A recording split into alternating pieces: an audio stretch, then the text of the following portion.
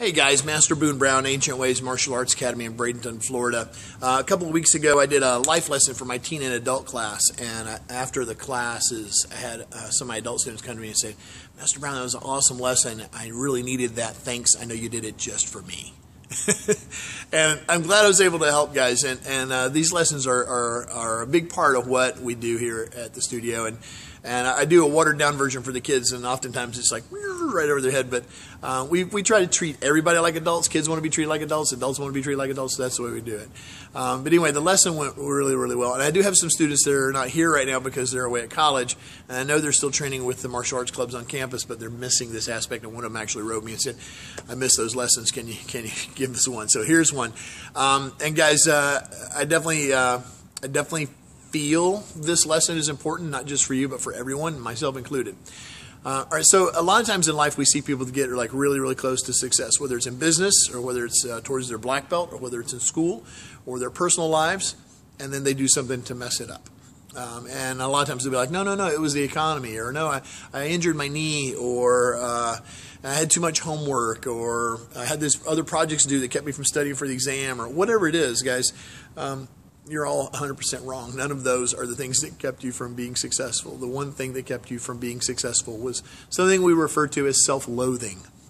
And I'm not referring to when you're a teenager and you're looking in the mirror trying to decide if the t-shirt should be tucked in or out, or in or out, or in or out. No one looks in the mirror and is happy with what they see except for a couple of psychopaths.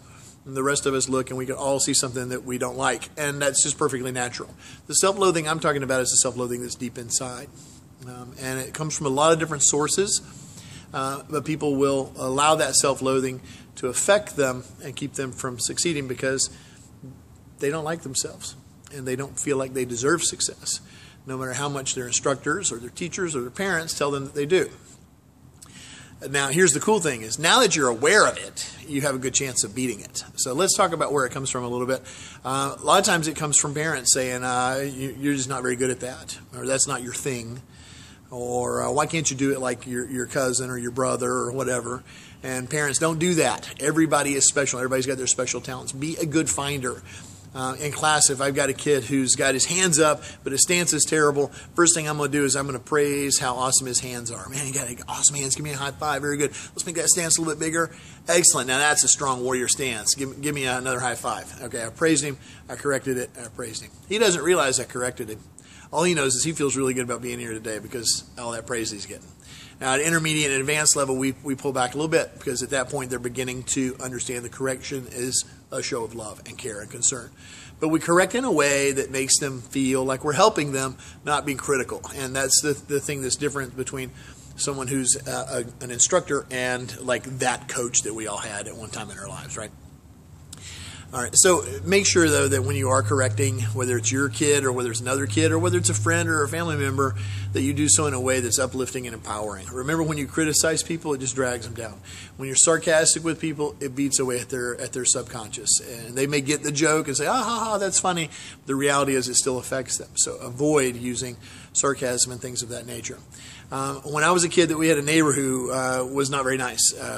Rick Z was his name, and he was always using sarcasm. He was always super critical of us younger kids and called us a variety of colorful names, that most of which I did not have defined until I was much older. But all of these things still affect you. And the old phrase, sticks and stones may break my bones, but words will never hurt me, aren't necessarily true. Words spoken by someone we feel is important in our lives actually hurt way worse and can hurt forever at a really deep subconscious level. And so those are the things, that's where the self-loathing really comes from. A lot of times it happens in my studio. I've got a couple of ladies who train here, and they have troubles with their spouses, or actually a husband too, whose spouse tells him he's a joke and he's not very good at this, he's not ever going to be good at this, and it just drags him down. Guys, don't do that. If someone's successful or striving towards success, be a part of that success by supporting them and helping them and standing beside them and making sure they get there. Now, the number one way to fix your self-loathing is to recognize it and see it when it happens and go, you know what, this isn't me with a hangnail not going to class or me getting too many projects and not studying for my exams. This is me not feeling like I deserve success, and I really do. deserve success, because we all do. We all deserve to be successful. We all deserve to be loved and to love. We all deserve to get straight A's if we're willing to work for it. We all deserve to get a black belt if we're willing to work hard and earn it. We all deserve to have a fantastic job if we're willing to do what it takes to acquire that job and do it. And we all do. We all do. And I'm telling you right now, you definitely do. And so definitely believe me and trust me and know that you do. And now that we got that out of the way, let's talk about the 3 steps it takes to be successful at anything. Number 1, you got to take action. There's a lot of people go, someday I'm going to get my black belt. I'm going to keep thinking about that. And tomorrow they're going to think about it even harder. The day after that, they're going to think about it really, really hard. They still haven't taken action, so they're not going to ever get their black belt. Got to come in the door. You got to go register at school and go to class. You've got to actually begin to date to find a relationship. You've got to go and apply for that job if you want that job. You've got to take action. Now, once you begin on this process of being successful, there's something that has to happen. To be successful at anything, you have to repeat it over and over and over again, whether it is a particular type of surgery, whether it's a martial arts kick, whether it is studying a particular type of math. No matter what it is, it requires repetition, repetition, repetition. And so that's step 2. First is take action. Number 2 is repeat it. And the repetition, unfortunately, it can be very, very hard. I have a student the other day. She was working on a particular kick, inside crescent, spinning back crescent, and with a jump in between.